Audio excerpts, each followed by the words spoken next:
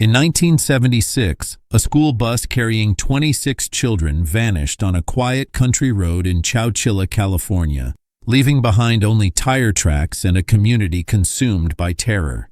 The yellow bus, driven by 55-year-old Ed Ray, had simply disappeared into thin air during what should have been a routine trip home from summer activities.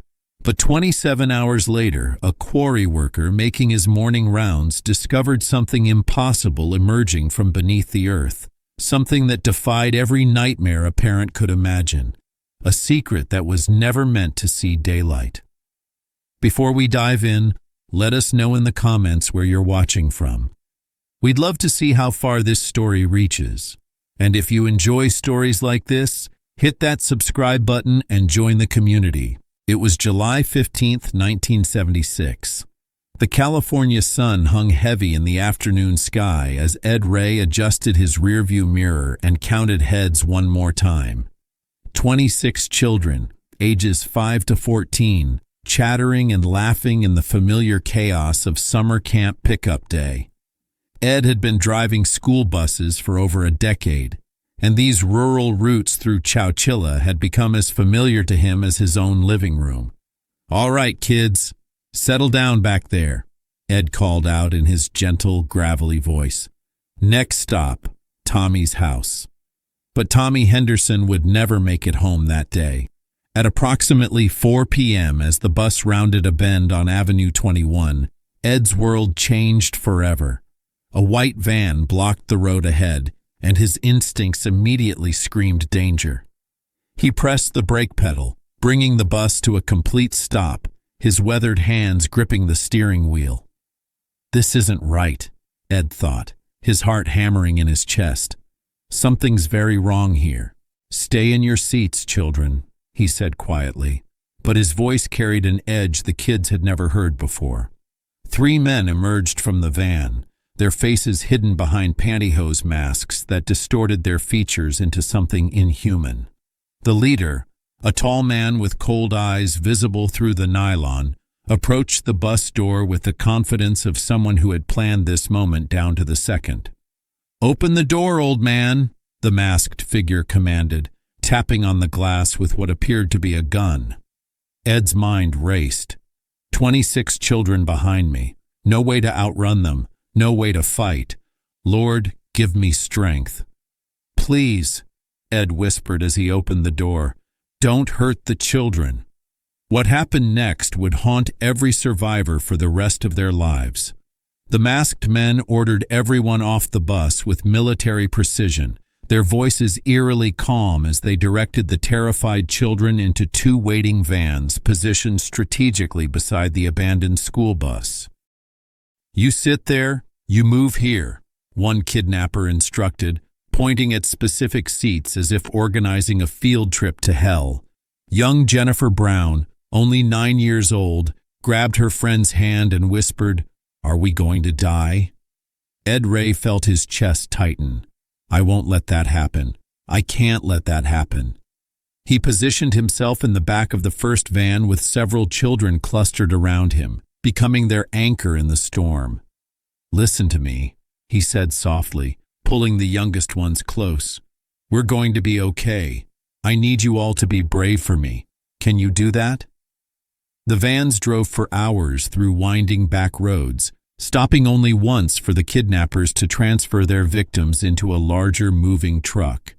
In the suffocating darkness of that truck, with temperatures soaring and air running thin, Ed Ray made a decision that would define him forever. "Keep them calm, keep them together. That's all I can do right now." "Let's sing," he announced. "Everyone who knows If I Had a Hammer, let's sing it together." Their voices, small and scared but unified, filled that metal tomb. It was an act of defiance against terror, led by a man who refused to let despair win.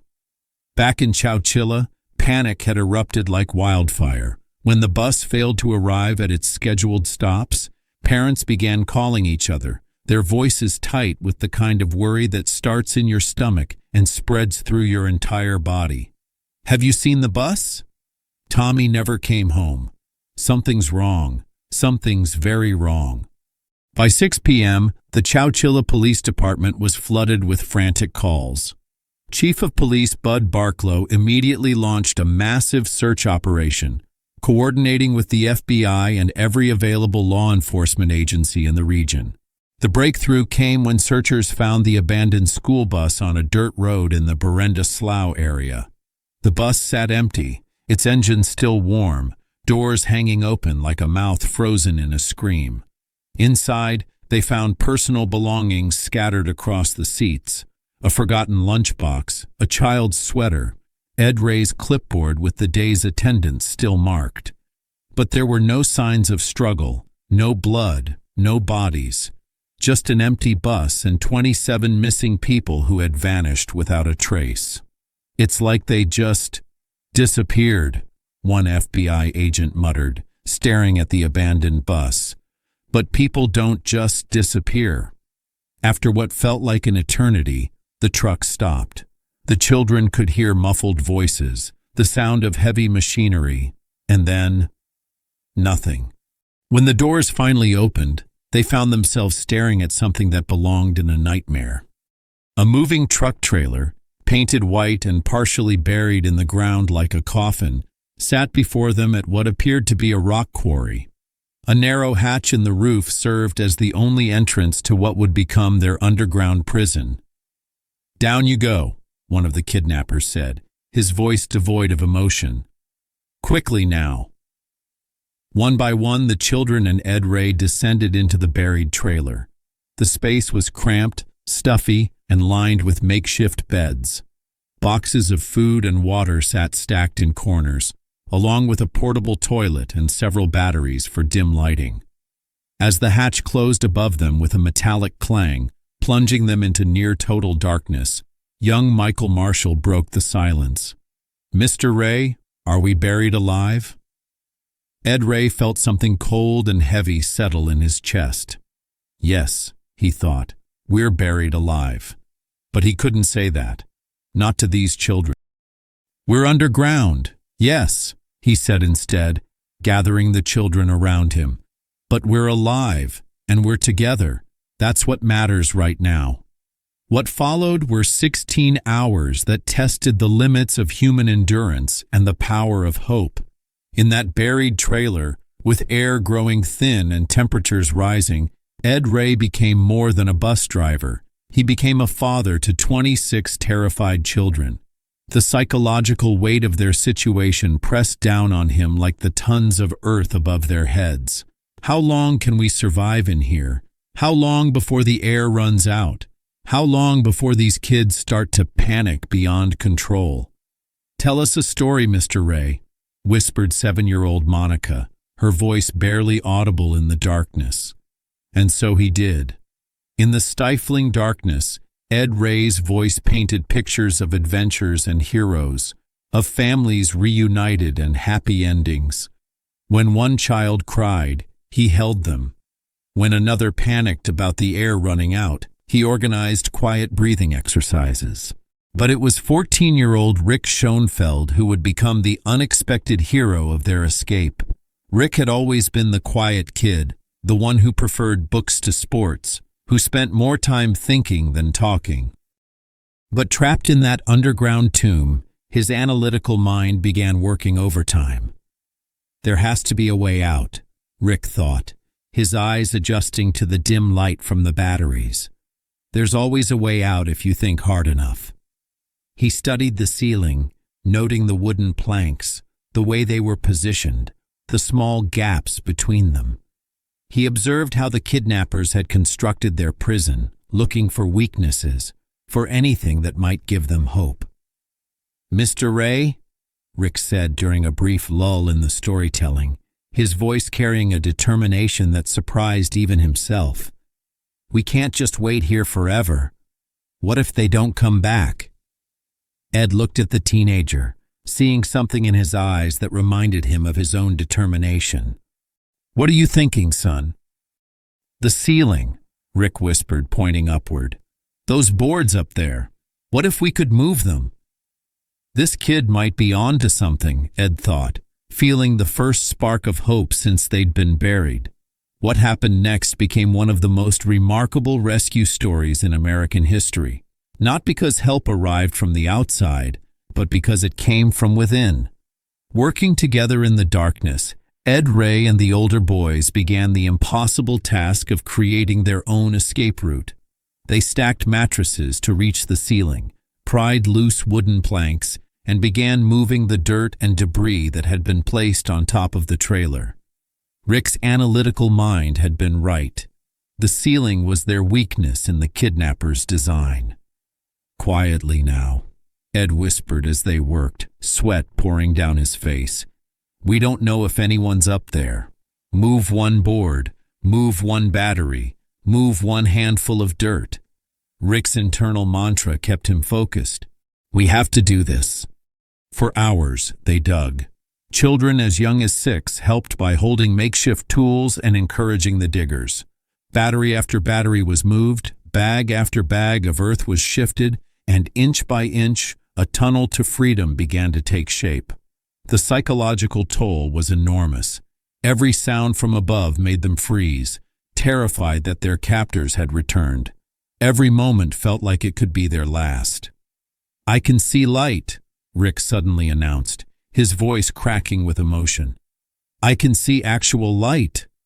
Ed Ray felt tears streaming down his face. "We did it. These kids. We actually did it." The first to emerge was Ed Ray himself, blinking in the early morning sun of July 17, 1976. One by one, he helped each child climb out of their underground prison, counting them carefully. 26 children, all alive, all accounted for. James Park, a security guard making his routine morning rounds at the quarry, couldn't believe what he was seeing. People were literally climbing out of the earth. "Jesus Christ," Park whispered, grabbing his radio. "What the hell?" As more children emerged, Park approached cautiously. Hey there, are you kids all right?" Ed Ray, his clothes torn and covered in dirt, looked at the security guard with exhausted relief. "We're the Chowchilla school bus. We've been buried underground." "The Chowchilla kids?" Park's eyes widened. "You're the missing kids? Oh my God, oh my God." He immediately radioed dispatch. "This is James Park at the quarry. I need every ambulance, every police car you can send. The Chowchilla children are here. They're alive. They're all alive." Young Jennifer Brown, who had asked if they were going to die what felt like a lifetime ago, looked back at the partially buried trailer and said, "Mr. Ray, we did it. We actually did it." Within 20 minutes, the quiet quarry had transformed into a scene of controlled chaos. The wail of sirens filled the air as police cars, ambulances, and fire trucks converged on the remote location. But it was the civilian cars that arrived shortly after that brought the most emotional moments. Parents who had spent 27 hours in hell were finally reunited with their children. "Tommy! Tommy!" screamed Mrs. Henderson as she spotted her 8-year-old son among the group of survivors. She ran across the quarry, her legs barely able to carry her fast enough. Tommy Henderson, still covered in dirt and wearing the same clothes from yesterday, broke away from the group and ran toward his mother. When they collided in an embrace, both were sobbing so hard they could barely speak. I thought I'd never see you again," Mrs. Henderson whispered into her son's hair. "Mr. Ray took care of us, Mom," Tommy said through his tears. "He told us stories and made sure we were brave." Across the quarry, similar scenes played out. Parents dropping to their knees to hold their children, siblings crying as they hugged, grandparents thanking God through their tears. Dr. Patricia Williams, the school district superintendent, arrived with several teachers and counselors. She immediately began coordinating with paramedics to ensure each child received medical attention. "Mr. Ray," she said, approaching the exhausted bus driver who was still helping coordinate the children's care despite his own ordeal. "What you did, what you all did, it's beyond heroic." Ed Ray, his voice hoarse from the underground ordeal, shook his head. "These kids, Dr. Williams, these kids never gave up. They're the heroes here." 9-year-old Jennifer Brown tugged on her mother's sleeve as they waited for the ambulance checkup. "Mom, I asked Mr. Ray if we were going to die, and he said we'd be okay." And we were. We really were. Her mother, Mary Brown, knelt down and cupped her daughter's face. "You were so brave, sweetheart. So incredibly brave." "We all were," Jennifer replied with a maturity that seemed far beyond her years. "We helped each other. That's what Mr. Ray taught us." Rick Schoenfeld, the teenager whose engineering mind had helped plan their escape, stood quietly with his parents. His father, a local mechanic, couldn't stop staring at his son. "You figured out how to get everyone out?" his father asked, still processing the impossible story. Rick nodded. "The ceiling boards. They weren't secured properly. I just kept thinking there had to be a way." He paused, looking back at the burial site. "I couldn't let those little kids stay down there." News crews had begun arriving, their cameras capturing the emotional reunions. But local law enforcement quickly established a perimeter, protecting the family's privacy during these first precious moments together. Sheriff Ed Bates, who had coordinated the massive search effort, stood with tears in his eyes as he watched the reunions. "In 30 years of law enforcement," he told a colleague, "I've never seen anything like this. These people saved themselves." As the last of the children were loaded into ambulances for precautionary medical evaluations, Ed Ray made sure to count one final time. 26 children, all accounted for, all going home to their families. "Mr. Ray," called out little Monica, the 7-year-old who had asked for stories in the darkness, "will you drive our bus again?" Ed Ray smiled, his first genuine smile in what felt like years. "If you'll have me, sweetheart, if you'll have me." The investigation moved swiftly once the victims were safe. Law enforcement had been working around the clock, and the breakthrough came when investigators traced the quarry property ownership. The buried trailer was located on land owned by Frederick Nickerson Woods III, father of 24-year-old Frederick Newhall Woods IV. Local law enforcement and the FBI had immediately begun investigating the younger Woods and his associates. While executing a search warrant at the Woods estate, investigators found a gun used in the abduction, a draft of a ransom note, and even a document titled Plan. The evidence was overwhelming. The kidnappers' plan had been falling apart from the beginning. On July 16th, telephone lines to the Chowchilla Police Department were jammed with calls from media and frantic families. The kidnappers were therefore unable to issue their $5 million ransom demand they had meticulously planned. With the victims now safe and evidence mounting, a massive manhunt was launched. On July 23, 1976, Richard Schoenfeld, accompanied by his attorney and father, surrendered voluntarily in Oakland after realizing the net was closing in. James Schoenfeld, 24, and his brother Richard Schoenfeld, 22, sons of a wealthy podiatrist, along with their friend Frederick Woods, had become the most wanted men in America.